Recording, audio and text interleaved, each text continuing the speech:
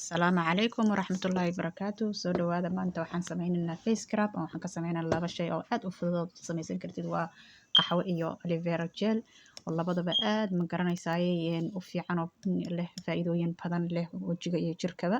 Marka qaxwadii ayaan hadda soo cabiraynaa, laba qaado ayaan soo cabiray.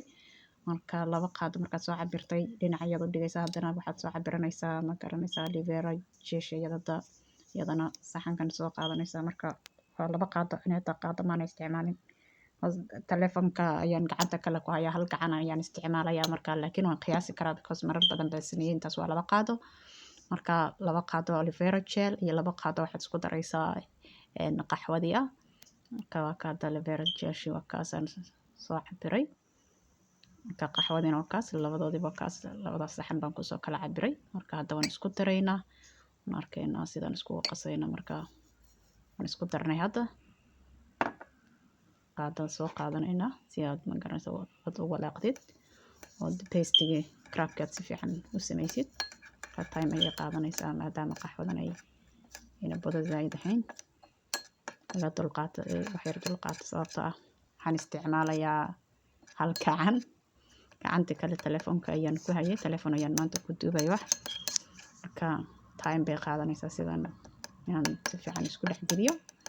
Hadda waan walaaqaynaa. Marka qaxwada iyo aloe verada labadaba faa'iidooyin badan ayay ma garanaysaa jirkeena u leeyihiin.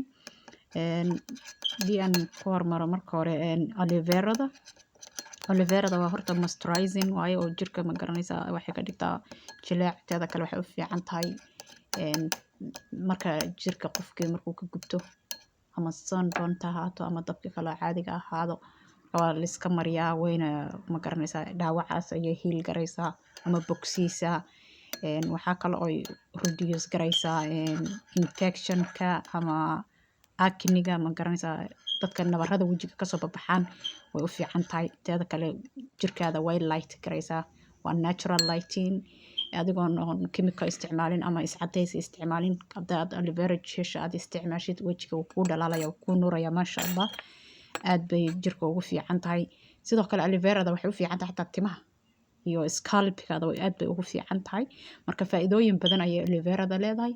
Marka hadda qaxwadina sidoo kaleeto ayadana aloe verada waxaa kaloo leedahay ma garanaysaa anti aging ayay leedahay. Qaxwada ayadana sidoo kaleeto anti aging benefits ayay leedahay qaxwada. Vitamin B3 for skin cancer ayadana way leedahay. Waxay reduce garaysaa inflammation.